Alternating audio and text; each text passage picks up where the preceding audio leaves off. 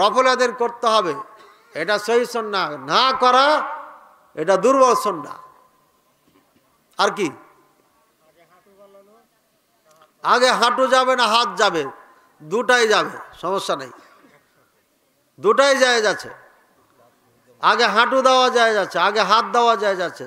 তবে ওলামায়ে কেরাম কেউ কেউ বলেছেন হাত দেওয়া উত্তম, এবং বুখারীতে এটাকে অগ্রাধিকার দেওয়া হয়েছে। আর আয়াদ রাহিমাহুল্লাহ বলেছেন যে আগে হাত যাবে, এটাই হচ্ছে সুন্নাহ। এবং যেটা উটের মতো বসো না, যে হাদিস দেওয়া আছে ওটা ব্যাখ্যা আছে, ওটাকে এটার সাথে চালিয়ে দেওয়া হয়, ঠিক না। জিনে আসর করলে বুঝবেন কিভাবে?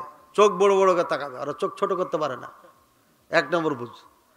2 নম্বর, কথা বলবে মনে হচ্ছে রাগ করে কথা বলছে, মিষ্টি কথা নেই ওরা, কথা বলছেন।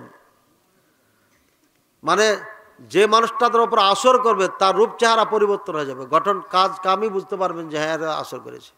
এবং স্বাভাবিক তার সে কথা বলবে না, স্বাভাবিকভাবে চলাফেরা করবে না, মুসান টুসান নিয়ে কথা বলবে, মুসান নিয়ে চলবে। ও মনে করে যে মুসান দেখালে মনে হয় মানুষ ভয় খেয়ে যাবে, কিন্তু না, ওদের মতো কাপুরুষ পৃথিবীতে কিছু নাই। জিনের মতো এরা কাপুরুষ, একদম ভীতু। আপনি ভয় করলে সমস্যা, ভয় না করলে সমস্যা নাই। ওরা জানে, এরা কোরআন জানে, হাদিস জানে। কোরআন দিয়ে যদি মারে তাহলে আমার অবস্থা খারাপ হয়ে যাবে। এই জন্য আপনাকে সব থেকে ভয় করে এরা, পৃথিবীর সব মাখলুকই ভয় করে। আহলে হাদিসের দৃষ্টিতে বায়াত বলতে কি বোঝায়? আহলে হাদিসের দৃষ্টিতে বায়াত বলতে বোঝায় খলিফাতুল মুসলিমিন যিনি হবেন তার হাতে হাত দিয়ে হোক আর দূর থেকে হোক, বায়াত গ্রহণ করতে হবে, জরুরি জরুরি জরুরি জরুরি। না করলে পারে আপনি মৃত্যুবরণ করবেন বর্বরতার উপরে, জাহেলিয়াতের উপরে। এটা আহলে হাদিসের দৃষ্টির কথা বললাম, ঠিক আছে? এটা হাদিসেরও কথা। বাশার বিন হায়াত আলীর ওয়াজ শোনা যাবে কি? বাশার বিন হায়াত আলী তরুণ বর্তমানের একজন আপনার সুনামধন্য বক্তা, খুবই জোরালো বক্তব্য দিয়ে থাকেন। বেচারার আগে চেহারা গোস্ত টোস্ত ছিল না, একটু বেশি লাফাইতো, একটু কমে গেছে গোস্ত হওয়ার পরে, আগের থেকে একটু কমেছে না? তো ধীরে ধীরে যখন গোস্ত বাড়বে, বয়স বাড়বে, ধীরে ধীরে ঠিক হয়ে যাবে।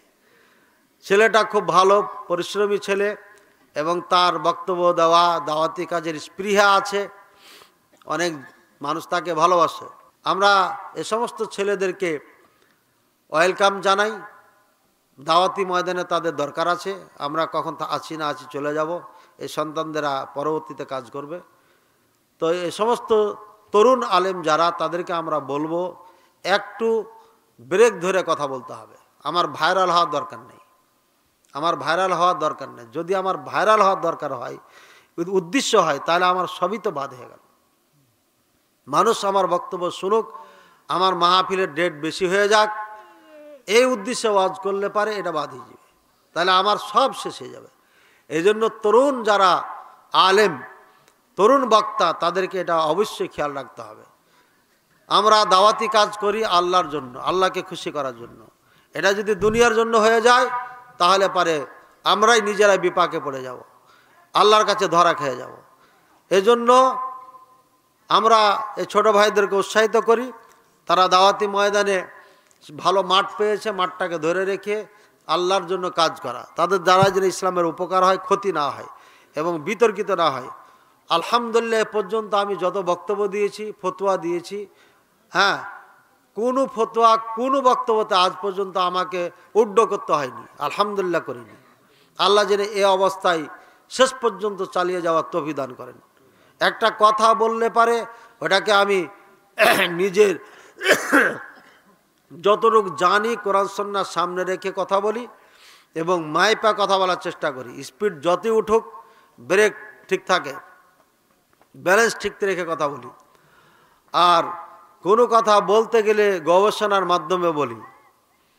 আর ছাত্র বয়স থেকে ধাক্কা ধুক্কা খেতে খেতে খেতে এই মাসলা মাসাইলগুলো আমার আলহামদুলিল্লাহ মুখস্থ হয়ে গেছে। এগুলো আর নতুন করে মোতালা করা লাগে না, মাঝে মাঝে একটু দেখা লাগে। আল্লাহ পাক রব্বুল আলামিনের কাছে দোয়া করবেন, আল্লাহ যেন তৌফিক দান করেন এভাবে এবং আরও ভালোভাবে জাতির জন্য ইসলামের খিদমত করা তৌফিক জন্য দান করেন। আল্লাহর সন্তুষ্টির জন্য দাওয়াতি কাজ চালিয়ে যাওয়ার তৌফিক দান করেন। কাউকে জান্নাতের সার্টিফিকেট দেওয়া যাবে? জি না। জান্নাতের সার্টিফিকেট যিনি দিবেন তিনি, আমি মনে করি সে মুসলমান না। মুসলমান মানুষের রূপ ধারণ করে শয়তানে কাজ করছে।